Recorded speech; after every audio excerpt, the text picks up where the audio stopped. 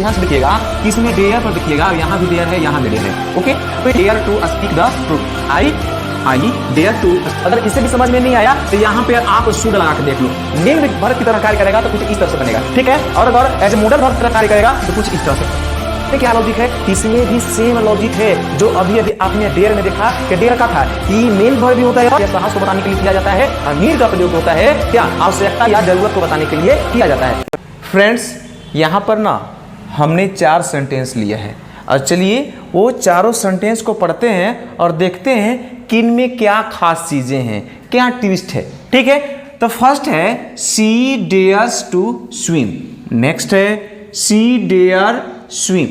अब देखिएगा, इसमें ध्यान से देखिएगा कि इसमें डेयर पर देखिएगा, यहाँ भी डेयर है, यहाँ भी डेयर है। ओके, तो यहां पर जो इस डेयर में एस लगा हुआ है, इस डेयर में एस नहीं लगा हुआ है। आप बोलिएगा कि यहाँ सी है, थर्ड पर्सन है, सिंगुलर है, इसलिए इसमें एस लगा हुआ, तो यानी कि यहाँ भी एस लगना चाहिए। तो यानी कि इसके अकॉर्डिंग ये सेंटेंस क्या है, गलत है। लेकिन ऐसा नहीं है, ये भी सेंटेंस सही है और ये भी सेंटेंस सही है, ठीक है। फिर है you need not worry, you need not worry.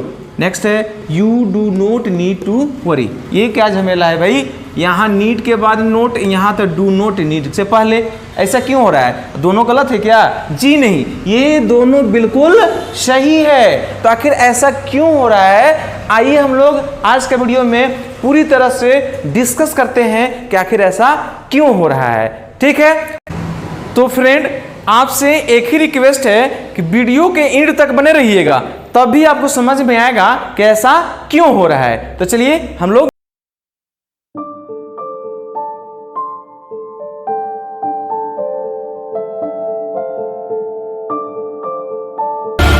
तो दोस्तों यहां पर सबसे पहले हम लोग पढ़ेंगे डेयर का, ठीक है। तो देखिए डेयर जो शब्द है, यानी कि यूज ऑफ डेयर, डेयर जो शब्द है इसका मतलब जो होता है वो हिम्मत होता है या साहस होता है। मतलब कि हिम्मत या साहस को डिनोट करने के लिए डेयर का प्रयोग किया जाता है। यानी कि बोल सकते हैं इट्स यूज टू एक्सप्रेस करेज, यानी कि इसका प्रयोग हिम्मत या साहस को बताने के लिए प्रयोग किया जाता है। अब देखिए, चलिए हम कुछ एग्जाम्पल लिए हैं। एग्जाम्पल में जैसे मैं सच बोलने की हिम्मत करता हूं, सिंपल सी बात है, प्रेजेंट इंडेफिनिट का सेंटेंस है कि नहीं है।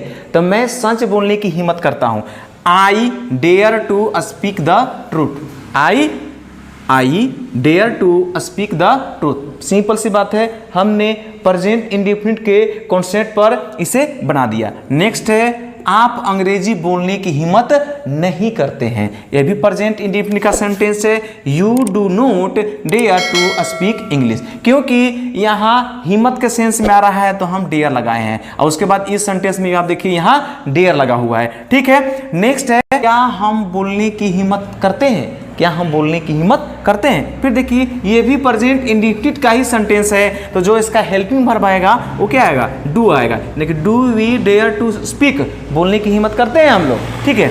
अब देखिए इसमें ट्विस्ट वाली ये बात है कि ये जो तीनों सेंटेंस है, ये तीनों को हम एक अलग रूप से भी बना सकते हैं। यानी कि I dare to speak the truth है, इसको हम ऐसे भी लिख सकते हैं कि I dare speak the truth, हम ऐसे बना सकते हैं। क्यों?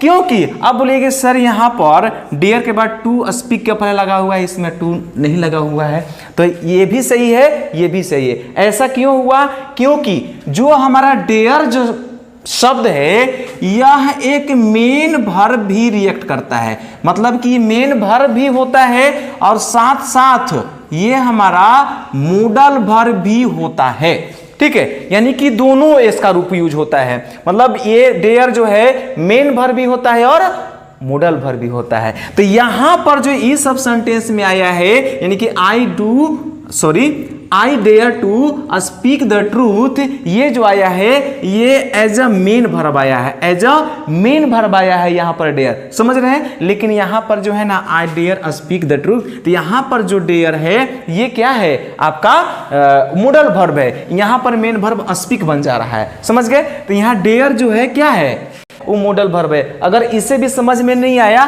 तो यहाँ पर आप शुड लगा के देख लो, I should speak the truth, तो क्या शुड के बाद जो वर्ब आता है उसके पहले टू हम लगाते हैं? नहीं लगाते हैं। ठीक है, आई होप कि अब आप समझ चुके होंगे।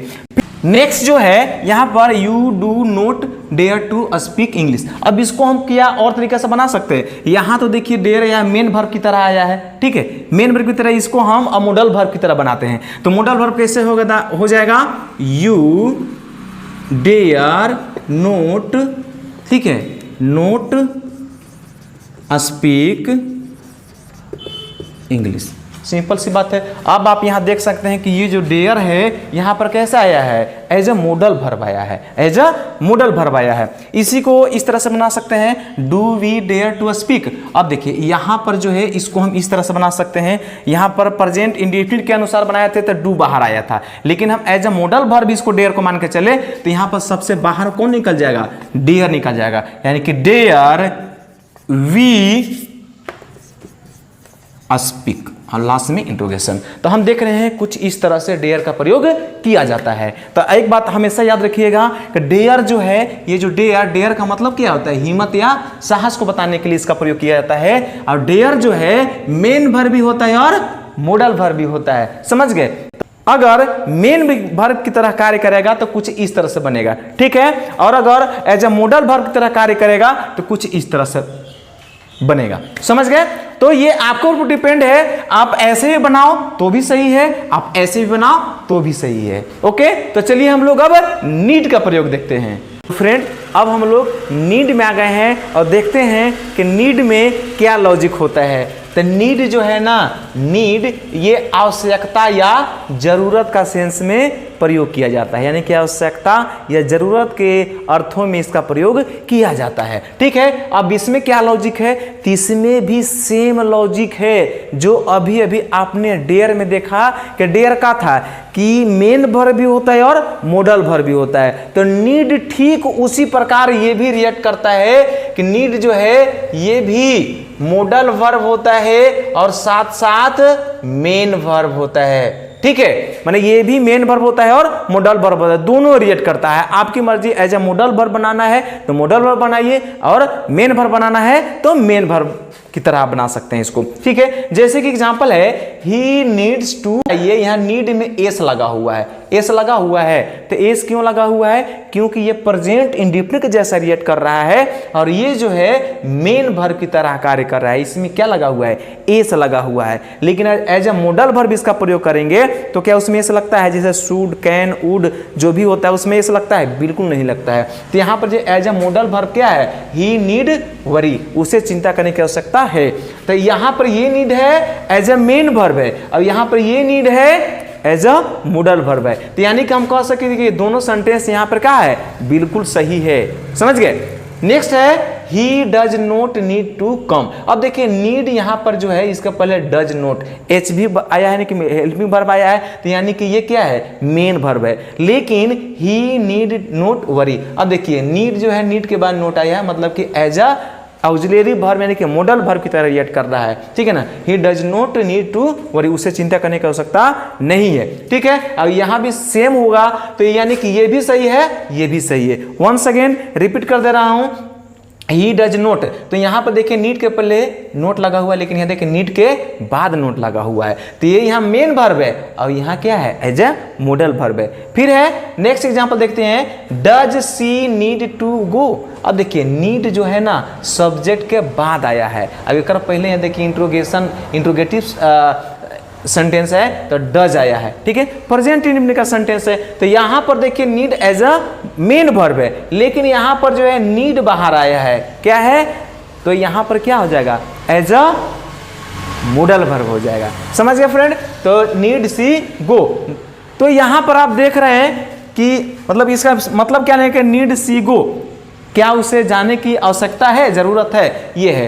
तो नीड और डेयर में कुछ खास डिफरेंट नहीं है। डेयर का प्रयोग मतलब क्या? हिम्मत या साहस को बताने के लिए किया जाता है और नीड का प्रयोग जो होता है क्या? आवश्यकता या जरूरत को बताने के लिए किया जाता है। लेकिन दोनों का लॉजिक सेम है, ये दोनों क्या हो जाते हैं, कभी मेन वर्ब हो जाते हैं, कभी मॉडल वर्ब हो जाते हैं। तो ये आपके ऊपर डिपेंड है कि as a main verb use करना चाहते हैं या as a modal verb use करना चाहते हैं, क्योंकि हम आपने अभी जस्ट बताया कि आप ये भी सही है, ये भी सही है, आप दोनों के जैसा बना सकते हैं, एज यू लाइक, या ये भी बना सकते हैं, ऐसे भी बना, दोनों सही सेंटेंस सही है। तो सेम टू सेम हम देख रहे हैं कि कुछ कुछ लॉजिक है जो डेयर और नीड में मैच कर रहा है। तो आई होप कि आज का वीडियो में आपको काफी कुछ सीखने को मिला होगा। तो प्लीज इस वीडियो को लाइक कीजिए, कमेंट कीजिए, शेयर कीजिए और साथ ही साथ इस चैनल को जरूर सब्सक्राइब कीजिए। मिलते हैं एक और इंटरेस्टिंग वीडियो में, तब तक के लिए थैंक्स। खुश रहिए, मस्त रहिए, स्वस्थ रहिए और आप अपने काम में व्यस्त रहिए। जय हिंद, वंदे मातरम।